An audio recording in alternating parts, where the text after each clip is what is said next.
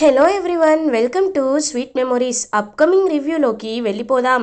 జగదాత్రి కేదార్ వాళ్ళ తాతయ్యని ఫంక్షన్కి తీసుకురావడానికి రాజ్మహల్కి బయలుదేరతారు. అప్పుడే డిస్కస్ చేసుకుంటూ ఉంటారు. జగదాత్రి కేదార్తో, కేదార్, యువరాజ్ని నాకు ఎలా అర్థం చేసుకోవాలో అర్థం కావటం లేదు. ఒకవేళ ఇప్పుడు నిన్ను వారసుడిగా మావయ్య గారు ప్రకటిస్తే యువరాజ్ ఊరుకుంటాడా అని అంటారు. ఊరుకోకపోతే ఏం చేస్తాడు దాత్రి? అక్క, నాన్న అంత గట్టిగా చెప్పారు కదా, చెప్పాక కూడా అతనేమి చేయలేడు అని ఇంకా జగదాత్రి కేదార్ మాట్లాడుకొని అలా హ్యాపీగా కేదార్ వాళ్ళ తాతయ్యనైతే ఫంక్షన్కి తీసుకొని వస్తారు. ఫ్యామిలీ మెంబర్స్ అందరూ ఒకరితో ఒకరు మాట్లాడుకొని కీర్తి పాప ఓనీల ఫంక్షన్లో అందరూ సరదాగా వాళ్ళ టైంని స్పెండ్ చేస్తూ ఉంటారు. అదంతా చూస్తూ చాలా అంటే చాలా ఇరిటేటింగ్గా ఫీల్ అవుతాడు యువరాజ్. ఇది ఇలా ఉండగా వైజయంతి, యువరాజ్, నిషిక ముగ్గురు మాట్లాడుకుంటూ ఉంటారు. ఇంకా వైజయంతి మొహం చూడగానే వెళ్ళిపోబోతుంటే, అబ్బోడా ఆగరా, ఎందుకురా ఈ అమ్మంటే అంత కోపం? నేను నీ భార్య మంచి కోసమే ఇదంతా చేసుండా, నువ్వేమో నన్ను అపార్థం చేసుకుంటున్నావు. సరే, మనలో మనకి ఎన్ని గొడవలైనా ఉన్నాయి, కానీ ఇప్పుడు ఆ కేదార్ వారసులని ప్రకటిస్తే మాత్రం మన పరువు పోయినట్టే, ఇంకా వాడికి పెద్దపీట వేసినట్టే. కాబట్టి ఎలా అయినా మనం వాడిని అడ్డుకోవాలరా అని అంటారు. నేను అదే ఆలోచిస్తున్నానమ్మా, కానీ దీనికి ఒకే ఒక్క దారుంది. జగదాత్రి వాళ్ళకి దగ్గరైన వాళ్ళని పైకి పంపించామనుకో, అప్పుడు వాళ్ళు ఖచ్చితంగా చెప్పడానికి భయపడతారు. ఇలాగే వదిలేస్తే వీళ్ళు ఎవరైనా చంపుతారేమోననే భయంతోనైనా నిజాన్ని చెప్పనివ్వకుండా అడ్డుకుంటారు. కానీ ఎవరిని నేను టార్గెట్ చేయాలి, ఎవరిని నేను గాయపరచాలి అని అందరినీ గుర్తు చేసుకుంటారు. భరద్వాజ్ని, రేఖని, కౌశికిని, కేదార్ వాళ్ళ తాతగారిని అందరినీ గుర్తు చేసుకుంటారు. గుర్తు చేసుకొని ఎస్, కరెక్ట్, ఇప్పుడు నా గేమ్ స్టార్ట్ అవుతుంది అని చెప్పి ఇంకా అలా గేమ్ స్టార్ట్ అవ్వడానికి వెళ్ళిపోతాడు యువరాజ్. ఒక ఫిష్ అక్వేరియం పాట్ ఉంటుంది కదా, ఫిష్ వేసుకునే పాట్, ఇంకా పాట్ని అయితే తీసుకుంటాడు. ఇది ఆ కేదార్ వాళ్ళ తాత తలపై వేస్తాను, అప్పుడు వాడు ఖచ్చితంగా హాస్పిటల్లో జాయిన్ అవుతారు. ఈలోపు నాన్నని ఏదో ఒకటి మేనేజ్ చేస్తాను అని చెప్పి ఇంకా అలా ఆయన్ని ఖచ్చితంగా చంపాలి అని చెప్పి డిసైడ్ అవుతాడనమాట. ఇంకా అలా పూలకుండి ఫిష్ ఎక్వేరియం పాట్ని ఆయన తలపై వేయబోతుంటే ఒక్కసారిగా కౌశికి అయ్యో తాతయ్య గారు అని చెప్పి పక్కకి లాగేస్తుంది. ఇంకా వెంటనే ఆయన పక్కకు వచ్చేస్తారు. ఆ ఫిష్ ఎక్వేరియం గ్లాస్ పాట్ అయితే ఇంకా పక్కకి పడిపోతుంది. ఛ, ఇది ముసలివాడిపై పడుతుంది అనుకున్నాను, కానీ అలా కాకుండా పక్కకి పడింది. అక్కా, నువ్వు అనవసరంగా వీళ్ళని ఇలా చేసావని చెప్పి ఇరిటేటింగ్గా ఫీల్ అవుతాడు యువరాజ్. తాతయ్య గారు, మీకేం కాలేదు కదా అని అంటారు.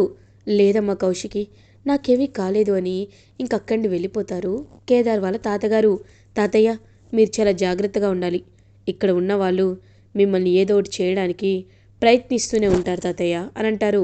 నాకు అర్థమైందిరా కేదార్, కానీ వాళ్ళని నేను వదిలిపెట్టను కదా.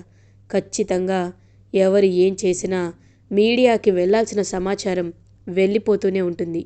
ఆ విషయంలో ఎవ్వరూ ఆపలేరు అని సుధాకర్కి వినిపించేలా చెప్తారు. సుధాకర్ ఏమీ మాట్లాడకుండా పక్కకి వెళ్ళిపోతారు. ఇంకా యువరాజ్ అలా పక్కకి వచ్చి మీనన్కి కాల్ చేస్తాడు. హలో బాయ్ అని అంటారు. ఏంటి అలా చేస్తున్నావు, ఏం ఫోన్ చేసావు, ఏం కావాలి అని అడుగుతారు. ఇంకా వెంటనే అలా ఆలోచిస్తూ ఉంటాడు యువరాజ్. చెప్పు ప్రిన్స్, నువ్వు ఎప్పుడు నాకు సపోర్ట్ చేస్తూనే ఉంటావు కదా, కాబట్టి నేను అడిగేది జాగ్రత్తగా చెప్పు, నీకు నా నుండి ఏదైనా హెల్ప్ కావాలా అని అడుగుతారు. అవును బాయ్, ఈరోజు ఆ కేదార్ గారిని వారసుడిగా ప్రకటిస్తాడు.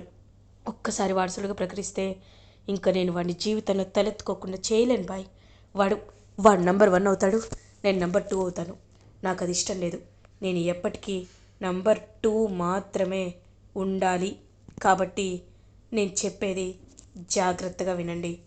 ఆ కేదార్ వాళ్ళ తాతని మీరు చంపేయాలి అని అంటారు. ఓ, కేదార్ వాళ్ళ తాతని చంపడానికి నాకు కాల్ చేశావా? సరే ప్రిన్స్, నీపై నాకు అభిమానం ఉంది, చంపుతాను, ఖచ్చితంగా చంపుతాను. కాకపోతే ఆ ఇంట్లోకి నేను ఎలా వస్తాను అని అడుగుతారు. నేనున్నాను కదా బాయ్, నేను మిమ్మల్ని తీసుకొని వస్తాను. కాబట్టి మీరు ఖచ్చితంగా వాడిని చంపేయండి అని కాల్ అయితే కట్ చేస్తారు. ఇంకా మీననైతే అలా ఒక మారువేషం వేసుకొని అగైన్ కౌశికి వాళ్ళ ఇంట్లో అడుగు పెడతాడు. యువరాజ్ వాళ్ళని లోపలికి తీసుకొస్తారు. అక్క, క్యాటరింగ్ వాళ్ళు వచ్చారు.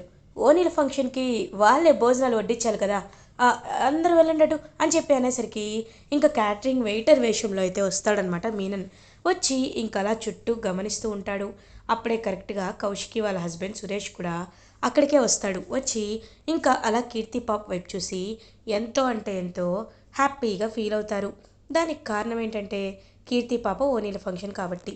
ఇంకా ఓనీల ఫంక్షన్ని చూస్తూ, కీర్తి, నువ్వు అప్పుడే ఇంత పెద్దదాని అయిపోయావని నేను అనుకోలేదమ్మా అని పాపం తలపై చేవేసి నిమురుతూ ఎంతో అంటే ఎంతో హ్యాపీగా ఫీల్ అవుతారు. ఇంకదంతా చూస్తూ ఉంటాడనమాట కౌశికి. కౌశికి, నేను కేవలం కీర్తి పాప కోసం మాత్రమే కాదు, నీకోసం కూడా నేను గిఫ్ట్ తీసుకొచ్చాను, ఇదిగో అని ఇంకా అలా తనకైతే గిఫ్ట్ అయితే ఇస్తారు. పాపం ఎంతో అంటే ఎంతో హ్యాపీగా ఫీల్ అవుతుంది కౌశికి. ఇంకా అలా కౌశికి అయితే హ్యాపీగా సురేష్ ఇచ్చిన చీరను కట్టుకొని వస్తుంది. అది చూసి సురేష్ చాలా హ్యాపీగా ఫీల్ అవుతారు. జగదాత్రి కేదార్ కూడా చాలా హ్యాపీగా ఫీల్ అవుతారు. అలా ఫ్యామిలీ మెంబర్స్ అందరూ కలిపి ఎంతో హ్యాపీగా వాళ్ళ ఓనీల ఫంక్షన్ని సెలబ్రేట్ చేసుకుంటూ ఉంటే మామగా కేదార్ బయటికి వెళ్ళినప్పుడు కీర్తి కోసం ఒక మంచి హాఫ్ శారీని తీసుకుంటాడు. తీసుకొని ఇంకా హ్యాపీగా తనకైతే ప్రజెంట్ చేస్తాడు. అదంతా చూస్తూ ఎంతో ఇరిటేటింగ్గా ఫీల్ అవుతారు యువరాజ్ అండ్ నిషిక. ఏంటి యువరాజ్, ఏదో చేస్తారని చెప్పావు, ఇదేనా అని అంటారు. నేను చెప్తున్నాను కదా, నువ్వేమీ కంగారు పడద్దు, అయినా నేనున్నాను కదా అని చెప్పి ఇంకా అలా ఆలోచిస్తూ ఉంటారనమాట యువరాజ్. వెంటనే మీనన్, ఆ తాతగారు, మీరు మీరు అక్కడేదో వదిలేసినట్టున్నారే అని అంటారు. ఏంటి, నేనేం వదిలేశాను అని అంటారు. చూడండి ఒకసారి వచ్చి అని చెప్పి ఇంకా అలా వెంటనే పక్కకి తీసుకొస్తారు తాతగారిని. నా పర్సు ఇక్కడ నేనేమి వదిలేలేదే, ఎవరు నువ్వు, ఎందుకు ఇలా చెప్తున్నావు అనేసరికి ఇంకా మీననైతే మాస్క్ తీస్తాడు. ఏంట్రా, ఏంటి ముసలోడా అలా చూస్తున్నావు, ఓ నేనెవరు నానా, నా పేరు మీనన్, యువరాజు ఉన్నారు కదా తనకి అన్నయ్య లాంటి వాడిని, కాబట్టి ఇప్పుడు నా తమ్ముడు నన్ను నిన్ను చంపమని అడిగాడు. అలాంటప్పుడు నేను నిన్ను చంపకపోతే ఎలా చెప్పు, నిన్ను చంపేసిన తర్వాతే కదా నేను హ్యాపీగా ఉండగలను అని కత్తి తీస్తాడు. రేయ్, ఎవర్రా నువ్వు, వదిలేరా, నన్ను వదిలేనంటారు. నిన్ను వదలను ముసలి, ఎందుకంటే నువ్వు చచ్చిపోవాలి, అప్పుడే యువరాజుకి ఈ ఇంటి వారసత్వంలో ఖచ్చితంగా పెద్ద ప్రాధాన్యత దొరుకుతుంది అని గట్టిగా చెప్తారు. ఇంకా వెంటనే అలా కత్తితో పొడవబోతుంటే ఒక చెయ్యి వచ్చి అడ్డుకుంటుంది. ఆ చెయ్యి ఎవరిదో కాదు, జగదాత్రిది. ఇంకా జగదాత్రి కేదార్ ఇద్దరు వచ్చి మీనన్ చెయ్యి గట్టిగా పట్టుకుంటారు. ఇంకా అలా పట్టుకొని చూస్తూ ఉంటారు. ఇంకా అలా చూసి వాడిని కొట్టి, ఏం చేస్తున్నావు, మా తాతయ్యని ఏం చేస్తున్నావు అని అడుగుతారు. ఇంక వెంటనే "ఆ, రేయ్, ఏంట్రా చూస్తున్నారు, కొట్టండి రా" అనేసరికి ఇంక వాళ్ళైతే కొడుతూ ఉంటారు. కొట్టేసరికి వాళ్ళని బాగా కొడతారనమాట జగదాత్రి కేదార్. అదే టైంకి కౌశికి రాబోతుంటే కౌశికి దగ్గర ఆ రౌడీలని దాచిపెట్టి మరీ ముసుగు వేసుకొని ఆ రౌడీలందరినీ ఫుల్గా కొడతారు. అదంతా దూరం నుండి చూస్తూ మీనన్ షాక్లో ఉండిపోతాడు. ఇంకా మీనన్ అలా ఆలోచిస్తూ ఉంటాడనమాట. అయినా సేమ్ దెబ్బలు, సేమ్ పంచ్, ఇదంతా చూస్తుంటే నాకు అచ్చం జేడీని చూసినట్లే అనిపిస్తుంది. కానీ ఏంటో నాకేమీ అర్థం కావటం లేదు అని మీనన్ అక్కడి నుండి పారిపోతాడు. తాతగారు, మీరు రండి అని లోపలికి తీసుకువెళ్తుంటే, ఒక్క నిమిషం అమ్మ జగదాత్రి, నేను మిమ్మల్ని ఒక విషయం అడగాలి అని అనుకుంటున్నాను. అది ఏంటి అంటే, మీరు ఎవరమ్మా, మీ ఇద్దరిని చూస్తుంటే నాకు ఎందుకు చాలా సంతోషంగా అనిపిస్తుంది. అసలు మీరు ఏం చేస్తూ ఉంటారు, వాళ్ళని ఎలా మీరు కొట్టారు అని అడుగుతారు. తాతగారు అంటే అనేలోపు, మీరు నాకు నిజం చెప్పాలమ్మా, చెప్పి తీరాలి అని అంటారు. ఇంకా వెంటనే అలా ఆలోచిస్తూ ఉంటారనమాట జగదాత్రి. ఎందుకంటే మేము ఐపీఎస్ ఆఫీసర్ కాబట్టి తాతయ్య గారు అని అంటారు. ఇంకా ఒక్కసారిగా షాక్లో ఉండిపోతారనమాట. వెంటనే ఏంటి, మీరు మీరు పోలీసా? అంటే నా మనవడు మనవరాలు ఇద్దరు పోలీసులా అని ఇంకా ఒక్కసారిగా షాక్లో ఉండిపోతారు. అవును, వీళ్ళిద్దరూ పోలీసులే అని చెప్పి ఇంకా అలా పాపం జగదాత్రికి ఎదురిద్దరు హక్ చేసుకుంటారు. ఆయన్నైతే ఇంకా ఆయన హక్ చేసుకొని, మీరు ఎప్పుడు ఇలాగే సంతోషంగా ఉండాలిరా, సిటీలో ఎంతో పెద్ద క్రిమినల్స్ని గడగడ వణికించే జేడి నా మనవరాలు అని తెలిసినప్పుడు నాకు ఎంతో ఎంతో సంతోషంగా ఉంది. కానీ ఈ విషయాన్ని మీరెవరికి చెప్పొద్దంటున్నారు కాబట్టి నేను ఎవరికి చెప్పను అని చెప్పి ఇంకా విషయాన్ని ఎవరికి చెప్పకుండా దాచిపెట్టేస్తారు.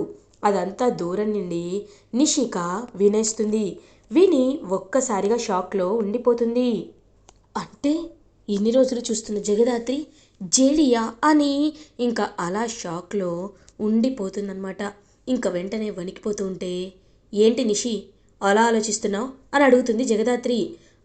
అబే ఏం లేదు అని చెప్పి అక్కడి నుండి వెళ్ళిపోతుంది. ఏమైంది నిషికి, ఎందుకు అలా అయిపోయింది అని ఆలోచిస్తూ ఉంటారు. సో వెంటనే ఇంకా బయలుదేరుతారనమాట జగదాత్రి కేదార్ లోపలికి. వైజయంతి అలా చూస్తూ ఉంటే యువరాజ్ ఏమో ఆ తాతయ్య చాలా సేఫ్గా రావడం చూస్తారు. ఈవినింగ్ అయిపోతుంది. కీర్తి పాప ఫంక్షన్ కూడా కంప్లీట్ అయిపోతుంది. ఇంకా చుట్టాలందరూ మేము వెళ్ళొస్తామనే లోపు, ఒక్క నిమిషం, మీ అందరికీ నేను ఒక విషయాన్ని చెప్పాలి అని అనుకుంటున్నాను. దానికి కారణం ఏంటి అంటే ఒకటే, కేదార్. ఇన్ని రోజులు కేదార్ని మా ఇంటి వాడిగా చూసుకున్నాం, మాలో ఒకడిగా చూసుకున్నాం. కేదార్ అంటే మాకు చాలా కావాల్సిన వాళ్ళ చూసుకున్నాం. కానీ మీ అందరికీ తెలియని ఇంకొక నిజాన్ని నేను చెప్పాలి అనుకుంటున్నాను. కేదార్ కేవలం మా ఇంటివాడు మాత్రమే కాదు. కేదార్ నా వారసుడు, నా మొదటి భార్య సుహాసిని కొడుకు అని చెప్పేసరికి ఒక్కసారిగా ఇంకా ఎంతో హ్యాపీగా ఫీల్ అవుతారు జగదాత్రి, కేదార్ వాళ్ళ తాతయ్య గారు. ఇంకా కేదార్ వాళ్ళ తాతగారు అలా చూస్తూ ఉంటారు. సుహాసినికి అనుకోకుండా మరణం వచ్చింది. దాని తర్వాత నా కొడుకు ఎక్కడున్నాడా అని నేను వెతికే ప్రయోజనం లేకుండా పోయింది. అందుకే నేను తన్ని ఇలానే వదిలేశాను. కానీ ఇప్పుడు అర్థమైంది తను నా కొడుకు అని. ఖచ్చితంగా కేదార్ని సంతోషంగా చూసుకునే బాధ్యత నాది. ఇకపై కేదార్ ఈ ఇంటి మనిషి అని కేదార్ని హ్యాపీగా ఇంకా యాక్సెప్ట్ చేస్తారు కొడుగ్గా. కేదార్ వచ్చి సుధాకర్ని హక్ చేసుకుంటారు. నిజంగా చాలా అంటే చాలా సంతోషంగా ఉంది అని పాపం కేదార్ ఎంతో హ్యాపీగా హక్ చేసుకుంటే అదంతా చూస్తూ జగదాత్రి ఆనంద బాష్పాలు పెట్టుకుంటుంది. ఇంకా ఎంతో అంటే ఎంతో హ్యాపీగా ఉంటుందన్నమాట ఫ్యామిలీ మెంబర్స్ అందరికీ. ఇది ఇలా ఉండగా నెక్స్ట్ డే మార్నింగ్ అవుతుంది. జగదాత్రి కేదార్ ఎంతో హ్యాపీగా ఉంటారు. కేదార్, ఇవాటి నుండి నేను ఈ ఇంటి వజ్రపాటి వారసుని కదా, ఈ విషయం గుర్తు చేసుకుంటుంటేనే నాకు ఎంతో హ్యాపీగా ఉంది. నాన్న నన్ను హ్యాపీగా యాక్సెప్ట్ చేశారు అని పాపం కేదార్ చాలా మురిసిపోతూ ఉంటే అప్పుడే ఇంకా జగదాత్రి కేదార్ అయితే హ్యాపీగా చూస్తూ ఉంటారు. కౌశికి కూడా వాళ్ళ సంతోషాన్ని చూసి చాలా హ్యాపీగా ఫీల్ అవుతుంది. అదే టైంకి యువరాజ్ మాత్రం ఎన్ని చేసినా ఎన్ని అనుకున్నా నేను వీళ్ళనేవి చేయలేకపోతున్నాను, ఇప్పుడు ఏం చేయాలి అని ఆలోచిస్తాడు. అప్పుడే ఇంకా నిషిక, అత్తయ్య నాకు కాఫీ కావాలి అని చెప్పి ఇంకా అలా నడుచుకుంటూ వచ్చేలోపు మెట్లు జారి బడబడ ఇంకా పైనుండి కిందకి పడిపోతుంది. ఒక్కసారిగా ఫ్యామిలీ మెంబర్స్ అందరూ నిషి నిషి అని చెప్పి నిషిక దగ్గరికి వస్తారు. ఇంకా నిషిక ఏమో ఇదే కరెక్ట్ టైం, ఎలా అయినా నేను నా ప్రెగ్నెన్సీ లేదనే విషయాన్ని బయట పెట్టేయాలి అని, అబ్బా కడుపు నొప్పిగా ఉంది అని చెప్పి కావాలనే అరుస్తూ ఉంటుంది. అప్పుడే కరెక్ట్గా ఇంకా నిషికాని హాస్పిటల్కి తీసుకువెళ్తారు. ఇంకా యువరాజ్ డాక్టర్తో మాట్లాడతారు. సార్, మా వైఫ్ ప్రెగ్నెంట్ కాదు, కానీ మీరు తన ప్రెగ్నెన్సీ అబార్ట్ అయిందని చెప్పేయాలి, ఎందుకంటే ఇది మాకు చాలా ముఖ్యమైన విషయం, ప్లీజ్ అని చెప్పి డబ్బులిచ్చి రిక్వెస్ట్ చేస్తాడు యువరాజ్. ఇంకా డాక్టర్ కూడా బయటికి వచ్చి వీఆర్ సారీ, తనకి అబార్షన్ అయింది అని చెప్తారు. ఒక్కసారిగా ఇంకా ఫ్యామిలీ మెంబర్స్ అందరూ చాలా షాక్ అవుతారు. ఇంకా వైజయంతి, ఏం కన్నస్వామి నువ్వు ఉన్నావయ్యా, ఈ విషయం ఎలా బయటపడుతుందా అని భయపడి సచ్చా, కానీ ఇప్పుడు చాలా ప్రశాంతంగా ఉంది అని పాపం ఎంతో అంటే ఎంతో హ్యాపీగా ఫీల్ అవుతుందనమాట వైజయంతి. అప్పుడే జగదాత్రి వైజయంతి దగ్గరికి వచ్చి, ఏంటి అత్తయ్య గారు అలా చూస్తున్నారు? ఓ, మీరు అలా అనుకుంటున్నారా? మీకు ఒక విషయం చెప్పనా? నిషిక తను చేసిన పాపాల్ని తను తెలుసుకోకపోవడానికి కారణం ముఖ్యంగా మీరే. తను చేస్తున్న పిచ్చి పిచ్చి పనులని కూడా మీరు కావాలనే ఇదంతా చేస్తున్నారు, కావాలనే ఎంకరేజ్ చేస్తున్నారు.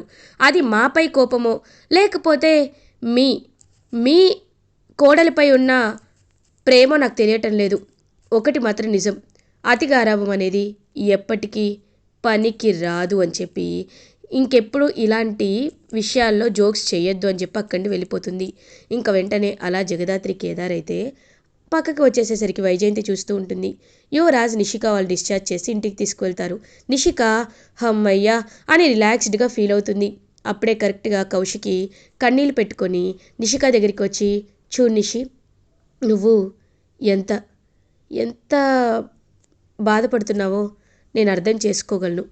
కాబట్టి నేను ఒకటే అనుకుంటున్నాను, నువ్వు వేరే చోటుకు వెళ్తే నీకు కాస్త ప్రశాంతంగా ఉంటుందేమో అని అనుకుంటున్నాను అని చెప్పి ఇంకా అన్నారనమాట. వెంటనే ఒక్కసారిగా అక్క, మేము అయితే స్విట్జర్లాండ్కి బయలుదేరుతాం, తనకు కూడా కాస్త ప్రశాంతంగా ఉంటుంది అనేసరికి జగదాత్రి కేదార్తో కౌశికి, జగదాత్రి కేదార్ వాళ్ళు వెళ్తున్నారు, మీరు కూడా హనీమూన్కి వెళ్తే బాగుంటుందేమో, ఈ ఇల్లు ఎప్పుడూ సంతోషంగా ఉండాలనే నేను కోరుకుంటున్నాను, మీరు కూడా హ్యాపీగా హనీమూన్కి వెళ్ళండి, టికెట్స్ బుక్ చేస్తాను అని చెప్పి అనేసరికి ఇంకా ఎంతో హ్యాపీగా ఫీల్ అవుతారు జగదాత్రి కేదార్. రండిరా, మీరు కూడా నాతో పాటే రండి, నేనున్నాను కదా, నేను చెప్తానని చెప్పి ఇంకా అలా వెంటనే ఆలోచనలో పడతారు యువరాజ్. హనీమూన్లో జగదాత్రి కేదార్ ఇద్దరిని పైకి పంపిస్తా, తిరిగి వచ్చేది మేం మాత్రమే అని ఇంకా ప్లాన్ వేసుకుంటాడు యువరాజ్. ఇలా ఎపిసోడ్ ఎండ్ అవుతుంది. ఫర్దర్ ఎపిసోడ్ రివ్యూస్ ముందుగా మీకు కావాలి అనుకుంటే మా ఛానల్ని సబ్స్క్రైబ్ చేసుకోండి. Thanks for watching.